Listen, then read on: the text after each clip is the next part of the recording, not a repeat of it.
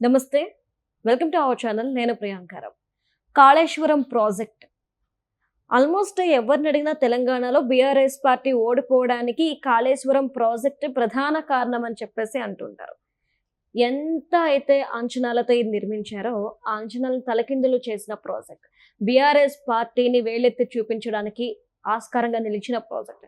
మరి దీనికి సంబంధించి ఒక విచారణ కమిటీ అనేది, అంటే జస్టిస్ పిసి ఘోష్ గారి కమిషన్ ఏదైతే ఉందో, ఈ కమిషన్ ఇచ్చిన తీర్పు, అంటే దీన్ని బేస్ చేసుకుని హైకోర్టు ఇచ్చిన తీర్పు ఏదైతే ఉందో ఇప్పుడు ఇదే చర్చనీయాంశంగా మారింది.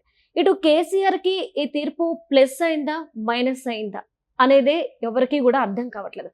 సో ఈ తీర్పుని ఎలా చూడాలి, దీన్ని బేస్ చేసుకొని తెలంగాణ రాజకీయాల్లో ఎలాంటి మలుపు తిరగబోతున్నాయి, దీని మీద మనం డిస్కస్ చేద్దాం. మనతో పాటు ప్రముఖ పొలిటికల్ అనలిస్ట్ డివి శ్రీనివాస్ గారు ఉన్నారు, ఆయనతో మాట్లాడదాం. నమస్కారం సార్.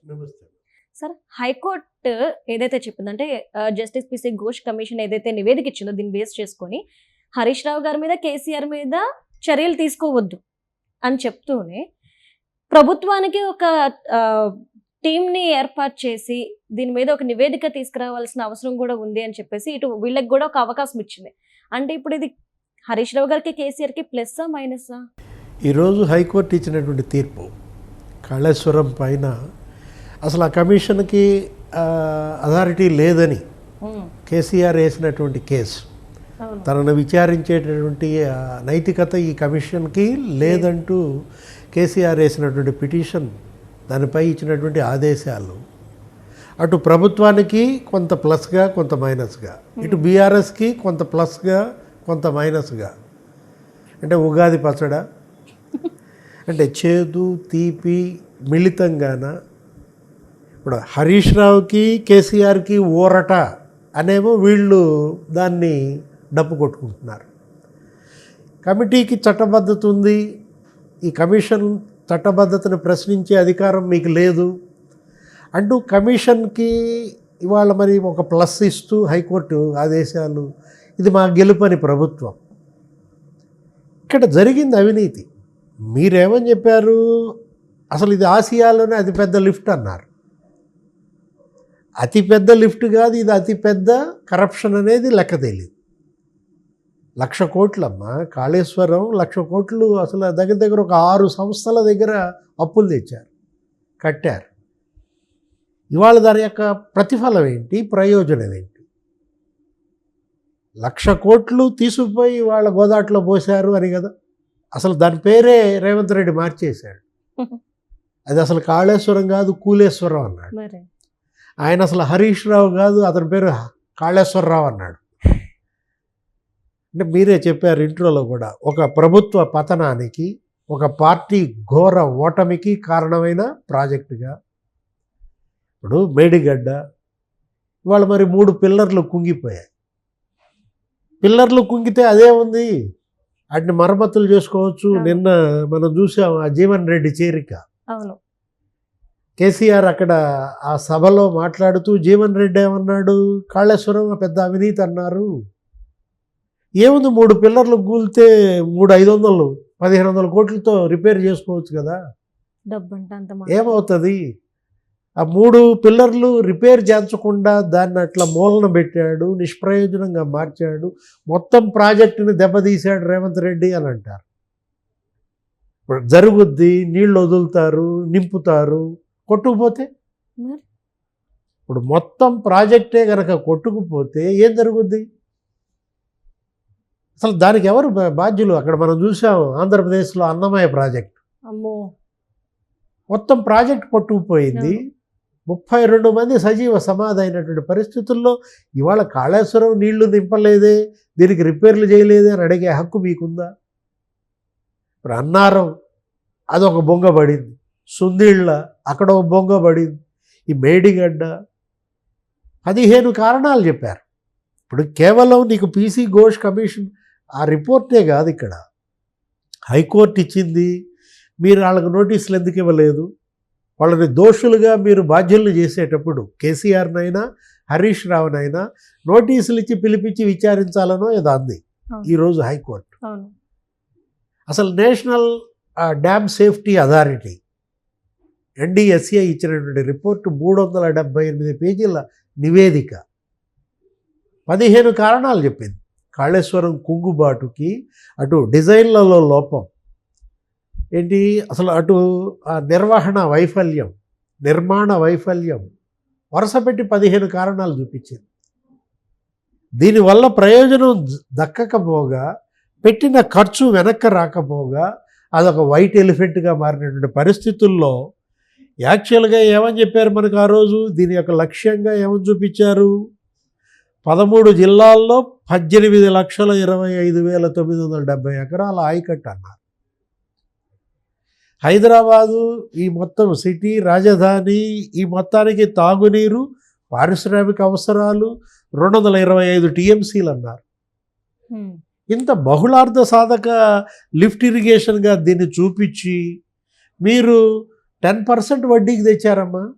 ఈ తెచ్చినటువంటి ఈ డబ్బు కూడా సంవత్సరానికి ఒట్టి కరెంటు ఖర్చే ఎంత అవుతుందో తెలుసా? అది కనుక నడిపితే 4,148 కోట్లు. సంవత్సరానికి కాళేశ్వరం కనుక పనిచేస్తే, లిఫ్ట్ పనిచేస్తే పెట్టే ఖర్చు 4,000 కోట్లు. అంటే ఇప్పుడు మొత్తం ఏడాదికి తెచ్చిన అప్పుల మీద వడ్డీతో సహా కాళేశ్వరం 15,152 కోట్లు. వైట్ ఎలిఫెంట్ అంటోంది అదే. అంటే ఇప్పటికి ఈ ప్రభుత్వం ఏర్పడి ఎన్నాళ్ళు అవుతుంది? దగ్గర దగ్గర 3 ఏళ్ళు అవుతుంది. ఇప్పుడు 2.5 ఏళ్ళు అయిపోయింది రేవంత్ రెడ్డి వచ్చి కూడా. 3 ఏళ్లలో 3 15 45,000 కోట్లు. సరే కరెంట్ ఎటు వాడలేదు కాబట్టి అది పక్కన పెట్టినా ఆ 4,000 కోట్లు 3 10 30,000 కోట్లు వడ్డీ కట్టారు.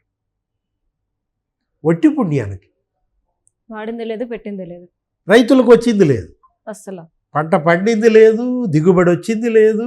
30,000 కోట్లు మరి ఇవాళ ఎవరు సొమ్మది? అదొక వైట్ ఎలిఫెంట్గా మారిందంటే దీనికి ఎవరు కారణం? ఏ విధంగా అప్పుడు కేసీఆర్ ఆయన ఏమని చెప్పాడు, అసలు నేనే డిజైన్ ఇచ్చానన్నాడు. మరి నువ్వే బాధ్యత వహిస్తావా? దీన్ని అసలు ఇంజనీర్లు ఎవరు డిజైన్ ఇవ్వలేదు, నేనే దీనికి ఆయనే పెద్ద ఇంజనీర్ అన్నట్టుగా చెప్పినటువంటి దీంట్లో ఈ డిజైన్ లోపాలకి మరి కేసీఆర్ బాధ్యత వహిస్తాడా? మేడిగడ్డ కుంగిన 3 పిల్లర్లకి, అన్నారం లేకపోతే సుందిళ్ళ బొంగలకి ఒక్కొక్కడు ఎంతెంత సంపాదించారో తెలుసా?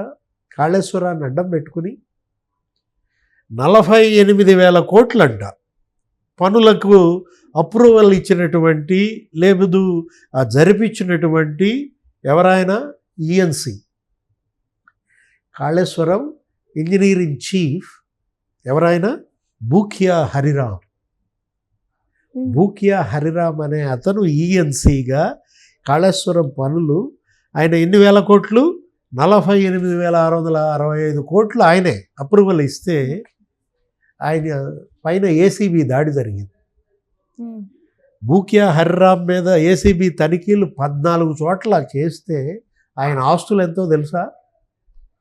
మర్ముక్ మండలంలో 28 ఎకరాల వ్యవసాయ భూమి, బొమ్మల రామారంలో 6 ఎకరాల మామిడి తోట, హైదరాబాదులో విల్లాలు, ప్లాట్లు, ఇళ్ల స్థలాలు సిటీలో, అదే అమరావతిలో కూడా కమర్షియల్ ప్లాట్.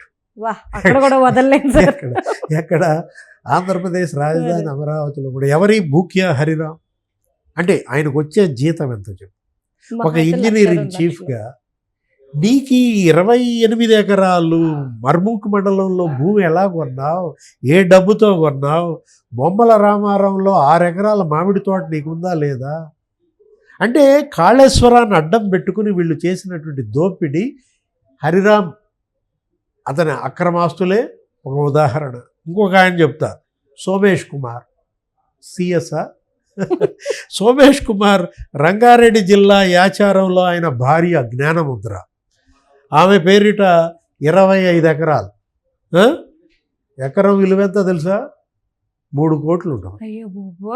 25 ఎకరాలు నీకు రాజధాని నడుము శివారుల్లో ఎకరం 3 కోట్లు. ఆయనకి ఎంతకు అమ్మారో తెలుసా? 2 లక్షలు. 3 కోట్లు ఎకరం భూమి 2 లక్షలకి జ్ఞానముద్ర మేడం, సోమేష్ కుమార్. అంటే ఏంటి, అబ్బో మేమిద్దరం భార్యాభర్తలం, ప్రభుత్వ ఉద్యోగాలు, మేము సంపాదించుకున్న డబ్బులతో కొన్నామంటారా? అవును, అంతే కదా సార్. 2 లక్షలు అది గవర్నమెంట్ వాల్యూ సార్. అరే అసలు ఏ విధంగా వీళ్ళకి పంట పండింది? పీసీ ఘోష్ కమిషన్ ఇవాళ వాళ్ళు ఇచ్చినటువంటి నివేదిక, వాళ్ళు చేసింది, దాంట్లో లోపాలు కాదు మీరు ఎత్తుక్కోవాల్సింది, జరిగిన అవినీతి. ఇవాళ కేసీఆర్ ఆయన 10 ఏళ్లలో సంపన్న రాష్ట్రంగా ఉన్న తెలంగాణ ఏ విధంగా అప్పుల పాలైంది? అరే అసలు ఏ రకంగా 7 లక్షల కోట్ల అప్పులమ్మా. నువ్వే చెప్పావు, ఏది సంపన్న రాష్ట్రం తెలంగాణ అన్నావు. మరి ఈ రాష్ట్ర విభజన మీకు అనుకూలంగా జరిగింది. ఆంధ్రప్రదేశ్ 16,000 కోట్ల లోటులో ఆంధ్రప్రదేశ్ ఏర్పడితే, మిగులు బడ్జెట్తో ఏర్పడిన రాష్ట్రం ఇవాళ ఇన్ని లక్షల కోట్ల అప్పుల్లోకి నెట్టారంటే ఇది కేవలం 1,00,000 కోట్లే. అంటే కేసీఆర్ హయాంలో తెలంగాణ బీఆర్ఎస్ భ్రష్టాచార రాష్ట్ర సమితి అని ఎందుకు చెడ్డ పేరు తెచ్చుకుందమ్మా? అందుకే అంటే ఇదేదో ఇవాళ వచ్చిన హైకోర్టు తీర్పు రేపు పొద్దున వాళ్ళు వెళ్తారు, సుప్రీంకోర్టుకి వెళ్తారు, మళ్ళీ దీన్ని ఛాలెంజ్ చేస్తారు, అక్కడ ఏ విధమైన నిర్ణయాలు వస్తాయో ఏదో. కానీ ఒకవైపు జీవన్ రెడ్డి ఏమో ఏమని ఒప్పుకున్నాడు, 3 పిల్లర్లు కుంగింది మాట వాస్తవమే, అంత మాత్రాన కాళేశ్వరం అంతా ఒట్టిగొడ్డ, 500 కోట్లు ఒక పిల్లరు, 1,500 కోట్లతో బాగు చేయించవచ్చుగా అని అన్నాడు. జీవన్ టోనా? అంటే మీరు చెప్పిన దాని ప్రకారం చూస్తే ఈ కాళేశ్వరం ప్రాజెక్ట్ అనేది రైతుల కోసమో లేదంటే పంట పొలాలు సస్యశ్యామలంగా ఉండడం కోసమో కట్టింది కాదు, ఈ రాజకీయ నాయకులు సస్యశ్యామలంగా ఉండడం కోసం కట్టుకున్నారు. అదొక గుదిబండగా, ఇవాళ అదొక వైట్ ఎలిఫెంట్గా సంపన్న రాష్ట్రాన్ని ఎలా అప్పుల ఊబిలోకి నెట్టిందనే దానికి ఇదొక ఉదాహరణ.